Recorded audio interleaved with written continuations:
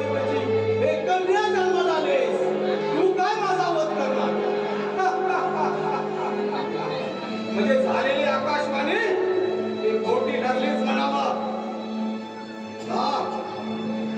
तुला मी सोडून देतो. नाही नाही, तुला सोडून कसं चालेल? नारद मुनींनी दिलेल्या सूचनेचे पालन तुला करावंच लागेल. या भूमीवर तुला जगणं अशक्यच आहे. तू या भूमीवर राहू शकत नाही. तुझाही ह्या जाताने जनावेला करो.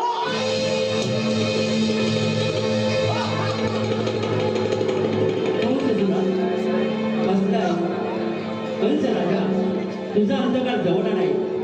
देवादे देव भगवान विष्णूने साक्षात माता देवकी माईच्या भोवती जन्म घेतलाय. तुझाच गर्जनकाळ, तुझाच वैरी म्हणून या भूतलावर अवतरलाय. माता देवकी माईचा 8वा पुत्र गोकुळामध्ये आनंदी वाढत आहे.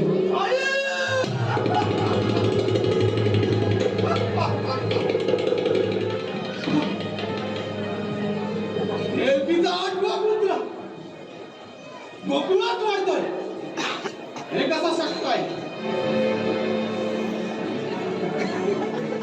श्री उग्रसेन आणि माता पद्मावती यांच्या उदरी माझा जन्म झाला.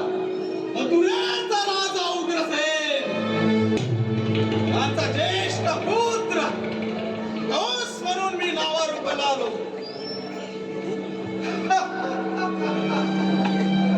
सुरसेन राजाचा विस्तार करण्यासाठी पिताश्री म्हणत होते, राज्य व्यवहारात लक्ष घाल, राज्य हातात घे. पण लक्ष का घालावे?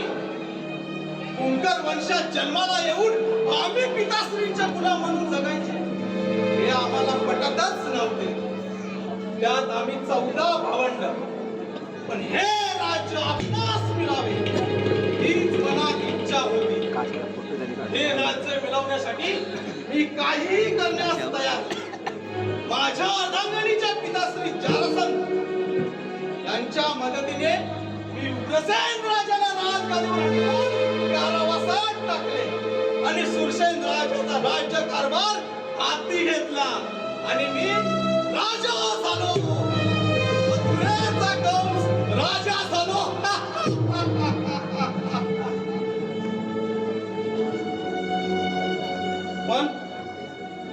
पण हे नियतीला मान्य नव्हते असंच म्हणावं लागेल. स्वतःच्या अस्तित्वाचा शोध घेता घेता काळाने मात्र माझ्याच घरी जन्म घेतला. आणि तो काळ कोणी नसून माझ्याच बहिणीचा म्हणजे देवकीचा 8वा पुत्र माझा वैरी. हे कसं काय शक्य आहे? जरी ह्या येलोकी सारे देव जरी एकत्र आले ना तरी मला मारणं शक्य नाही. याच हाताने मी देवकीची 6 बाळके मारली. 7वे बाळ आकाशात गेले. आणि आता काय म्हणे, माझा वैरी देवकीचा 8वा पुत्र गोकुळात वाढतोय. अरे बालका, तुला या भूतळावर राहण्याचा अधिकारच नाहीये. हे सर्व ऐकताच पायाची आग मस्तकात पोचते. काय सांगा? तुम्ही आताच्या आता गोकुळात जा.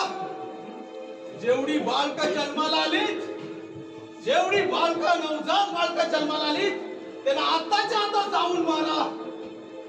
एकालाही जिवंत सोडू नका. तिकडे कुणीही दयामाया केली, कुणीही विनंती केली तरी त्याला सोडू नका. आपणाशी आदेश आहे आमचा. जा आणि कामाला लागा. मला मथुरेचा राजा कंस बनायचा.